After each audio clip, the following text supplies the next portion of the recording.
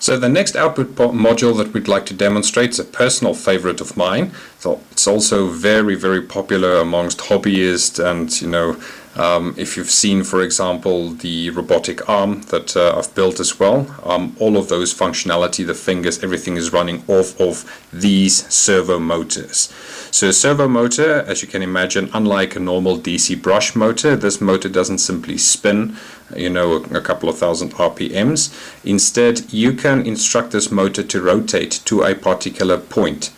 So if you wanted to rotate, say, to 40 degrees, for example, it can do that. So very useful for building your own projects like, dog feeders, or it's also popular in these toy helicopters, and just very, very useful thing. Lots of different applications that you can use this for.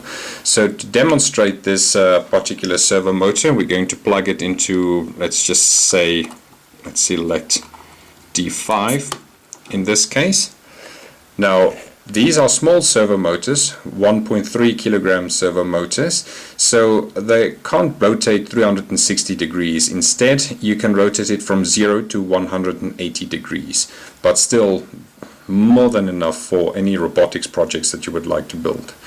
So going over to our script side, we've connected to, D5 we've selected, and we say that we have a servo motor attached to it.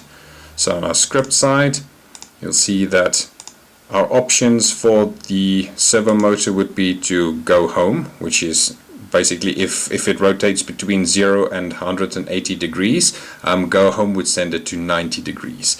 Turn left would go to 0, turn right to 180, whereas the position you can actually specify once again in PWM, pulse wave modulation.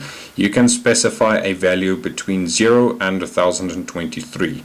1023 being, of course, the right handmost position. So let's start off by making this an interactive example. So let's say we would like to have 2 timers in here. We're going to declare these timers. The one should run on 3 seconds, the other one on, let's call it 7 seconds this time.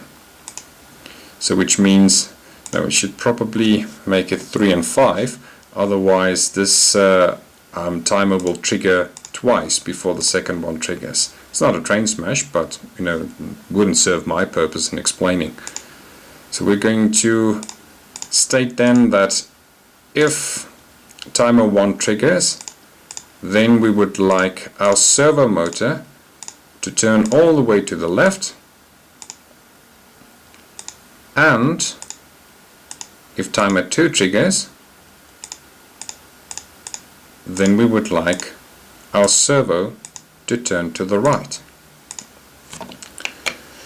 And I'm going to leave it on the table. We'll see where it crawls to. I'm going to save it first, of course.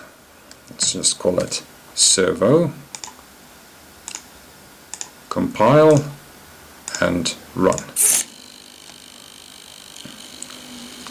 As you can see, it's going to run back and forth now.